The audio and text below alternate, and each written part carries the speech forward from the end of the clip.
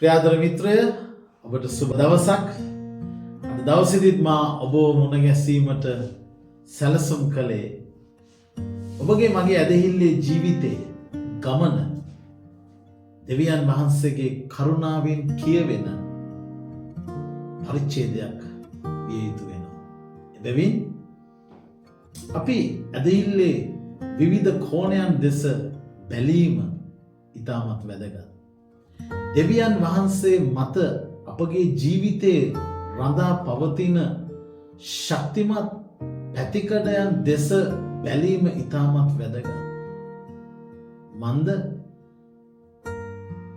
බොහෝ විට ඇදහිල්ලය යනු එය තීරණයක්.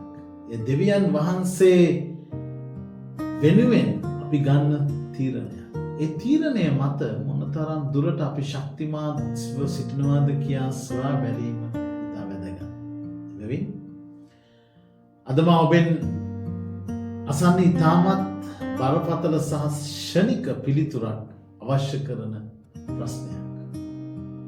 ඒක තමයි ඔබ ක්‍රිස්තුස් වහන්සේව ප්‍රකාශ කරනවාද?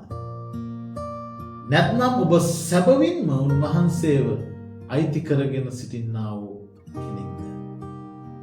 එසේත් නැත්නම් ඔබ විශාල ගොඩනැගිල්ලකට අයිති වූ දේවස්ථානයකට ගොස් ඒ දේවස්ථානය ඇතුලේ සිටින ජනතාව අතරේ නාමික ක්‍රිස්තියානි ඇදහිල්ලක් ඇති කෙනෙක් ලෙස ඔබ වාඩි වී සිටින කෙනෙක්. එහෙම නැත්නම් ඒ විශාල සෙනගක් අතරේ ඔබ ඒ සෙනග සමග තොල්වලින් පමණක් දෙවියන් වහන්සේට ප්‍රශංසා කරන හදවතින් වෙනස් වී නැති කෙනෙකු ලෙස ඒ අය අතරේ ඔබ සිටින්නේ.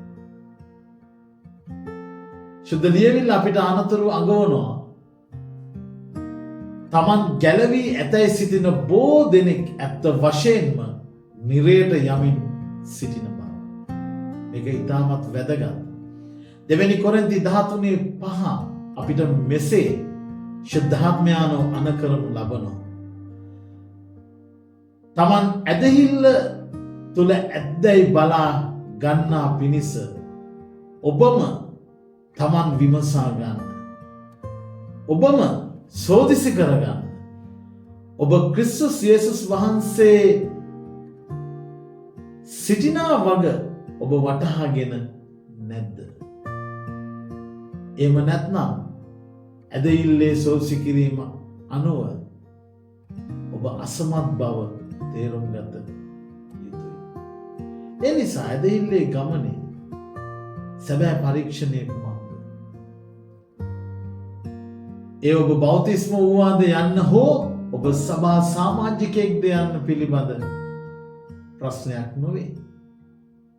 සැබෑ පරීක්ෂණය නම් ඔබේ ජීවිතයේ වෙනසක් සිදු වී තිබෙනවාද? මොකක්ද සිදු වී තිබෙන වෙනස? එනම් ඔබ පාපයට වෛර කරන කෙනෙක්ද? ඔබ පාපය සාධාරණීය කරන්න හදන කිදුණු කණ්ඩායම් වලට ප්‍රතිඋත්තර දීමට හැකි කෙනෙක්ද? එහෙම නැත්නම් ඔබ උන්වහන්සේගේ වචනයට කීකරු වීමට සැබෑ ආශාවකින් එළෙන කෙනෙක්ද? සැබෑ ඇදහිල්ල යනු ජීවිතය වෙනස් කරන දෙයක්.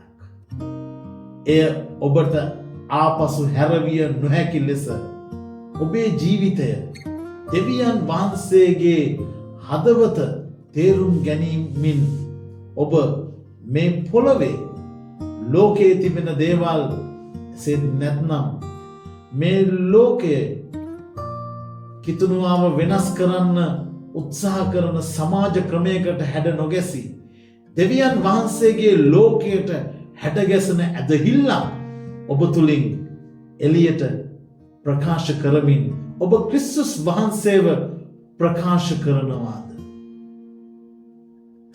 එහෙම නැත්නම් ඔබ උන්වහන්සේට අයිති වී නැති කෙනෙක් විය හැකියි. එබැවින් මාගේ ප්‍රිය මිත්‍රයාණනි, මාද ඔබෙන් ඉල්ලා සිටින්නේ අදම නැවත වරක් ඔබගේ ගැලවීම ගැන සහතිකවන්න. ඔබගේ පාපය ගැන සැබවින්ම පසුතැවිලි වී ජීවිතය වෙනස් කරන්න. ඇදහිල්ලෙන් ක්‍රිස්තුස් වහන්සේ වෙතට හැරෙන්න. මෙය තවදුරටත් ඔබ කල් නොදැමිය යුතුයි. දැන්ම පරීක්ෂා කරන්න. දැන්ම උන්වහන්සේ වෙතට එන්න. දෙවියන් වහන්සේ ඔබට ආශිර්වාද